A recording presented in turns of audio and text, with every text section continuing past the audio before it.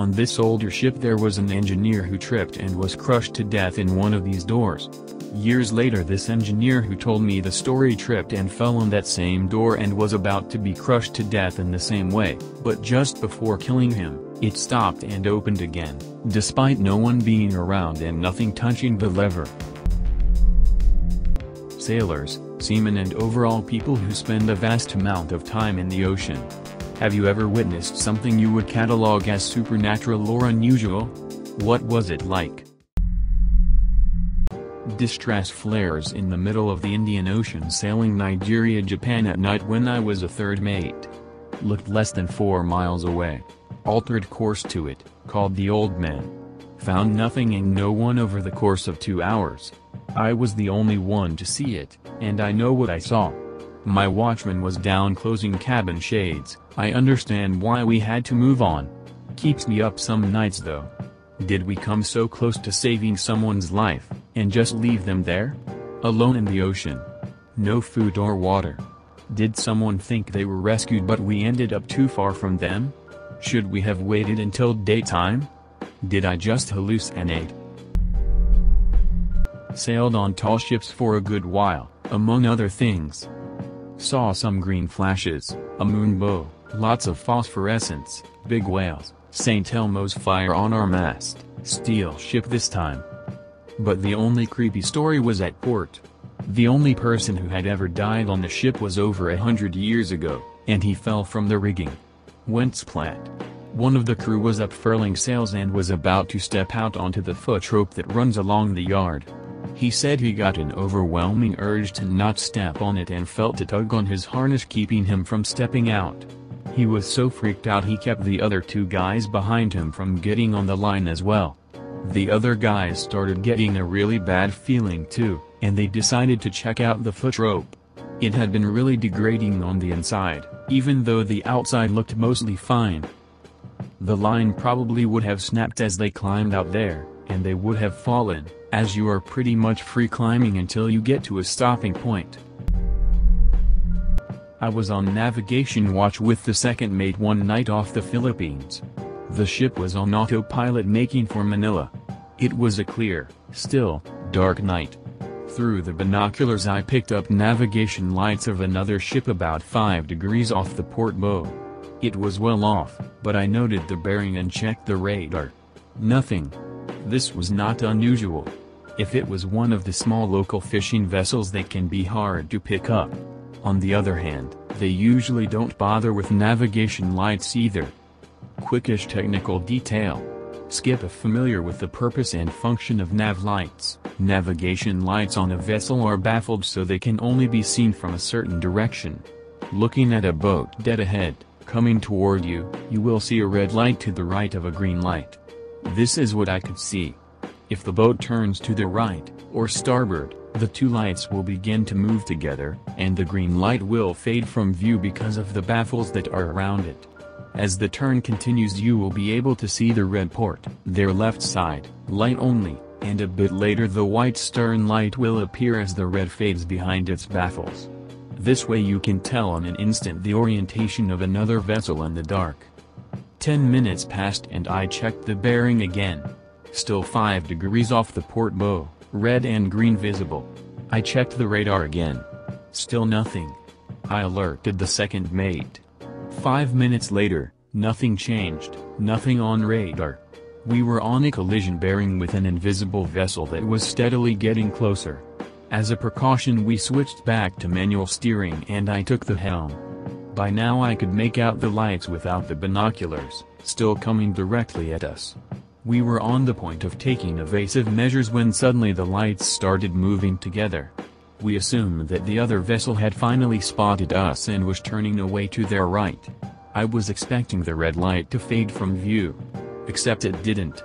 The 2 lights simply swapped position, the red went to the left and the green went to the right. They remained 5 degrees off the port bow. And then they moved back again. Still, nothing on radar, nothing through the binoculars. We eventually passed the lights within 20 meters. From the wing of the bridge, I could see with perfect clarity straight down at it, whatever it was. There was nothing to see except the 2 lights, one red and one green, floating freely in air about 10 feet above the ocean, reflecting back off the waves, gently and occasionally swapping positions in the night. Edit: this happened about 40 years ago, totally forgot I was so old lol. So, no, not drones. I did think maybe buoys at the time, but the lights weren't bobbing around with the waves as they would if they were supported on rods, which were also not visible. Flew helicopters in the Navy for a few years.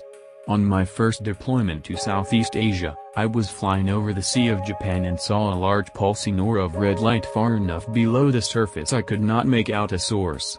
We were 30-ish miles from shore and had not been briefed on any assets in the area that might make something like that make sense. No erroneous indications on instruments or radio chatter. Just slow steady pulsing red light. We saw it, circled it a few times, made a note of the time and location we encountered it, and my crew chief asked if I wouldn't mind getting the hell out of there. So, we finished our transit, and I made a note of everything in my debrief. I passed it up the chain of command, but they basically wrote it off as some sort of visual phenomenon we had from a long day of flying in dry suits. It's always been hard to imagine our entire crew hallucinating the same thing. Edit: I didn't think this would blow up, but I appreciate all the input. As some of you have suggested possible submerged man-made objects like buoys, I would say this is unlikely due to the sheer size of what we saw. Underwater volcanic activity, as some of you suggest, actually makes a lot of sense. The light was probably 50 meters across and very bright. Those of you that suggested volcanic activity, I would like to ask if it would have something like a rhythm to it. The light would slowly brighten for about 3 seconds, dim for the same amount of time, then remain completely off for the same amount of time. If anyone knows, I'd appreciate it, and I could pass it to some of the guys that were on that crew and maybe put some dudes at ease. I crewed on a tall ship and we were anchored with a bunch of others in a harbor. We had to take shifts at night because it was an old boat and did weird things. I was on shift in the little steering cabin when I heard someone running around the deck. I thought it was one of the other crew, so I poked my head out and told them to knock it off. They kept running and I was afraid they'd slip, so I followed them.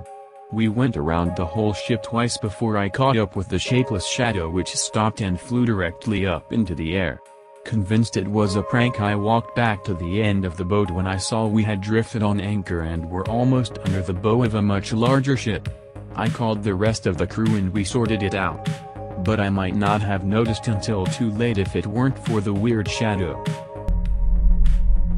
I only worked as a walk-on, walk-off cabin attendant, but the old sea dogs always had far-fetched stories to tell.